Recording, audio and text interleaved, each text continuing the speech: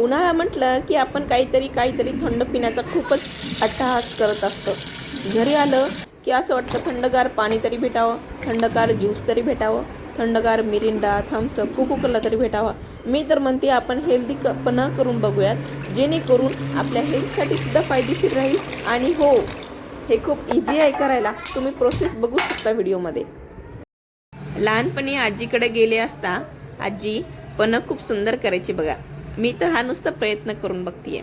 मस्तपैकी कैऱ्या उकडून घ्यायच्या आहे, 2 शिट्ट्या होऊ द्यायच्या आहेत। छानपैकी कैऱ्या उकडल्या गेल्यानंतर त्याचं गर काढून साखर वगैरे टाकून मिक्स करून घ्यायचे।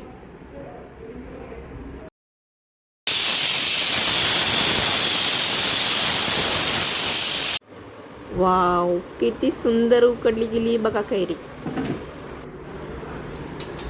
आणि हो, यातलं पाणी टाकून नाही द्यायचं बरं का, हे पाणी पण आपण यूज करणार आहे पन्ह करण्यासाठी। किती मस्त शिजून निघाली आहे बघा कैरी। त्यामध्ये थंडगार पाणी टाकायचंय, मी बर्फ टाकते त्यात। आणि ह्या छान कैऱ्या उकळून ठेवायच्या आहेत। गरम असल्यामुळे थोड्या वेळाने करायच्या आहेत। सालामधला सगळा गर काढायचा आहे, कैरीतला कोळीचा सगळा गर काढून टाकायचा आहे आणि मस्तपैकी ग्राइंडरनं फिरवून घ्यायचं आहे। खूपच इझी प्रोसेस आहे। आणि हो, ज्यांना शुगर आहे त्यांनी शुगर स्किप करा किंवा कमी टाकली तरी जमते, किंवा शुगर फ्री वापरलं तरी जमतं बघा। मी तर इथं भरभरून शुगर टाकत आहे, कारण आम्हाला गोड पण खूपच आवडतं। आणि हो, कैऱ्या खूप आंबटच आहे।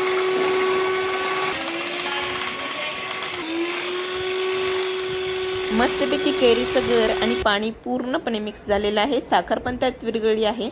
आता मी ते जारमध्ये काढून घेते। आपण जलजिरा सुद्धा त्यामध्ये टाकून पिऊ शकतो किंवा तसंही पिऊ शकतो। लहानपणी कुत्रा मांजरीसारखे भांडणारे आम्ही आज माझ्या भावासाठी सुंदरपणा केलंय। बघूयात काय रिव्ह्यू देतो तो। व्हिडिओ आवडला असल्यास लाईक, शेअर, सबस्क्राईब नक्की करा। चला तर बघूयात पन्हा आवडतं का ते। कसं वाटलं पन्हा? छान, रिफ्रेशिंग, कसं वाटलं पन्हा? एकदम मस्त।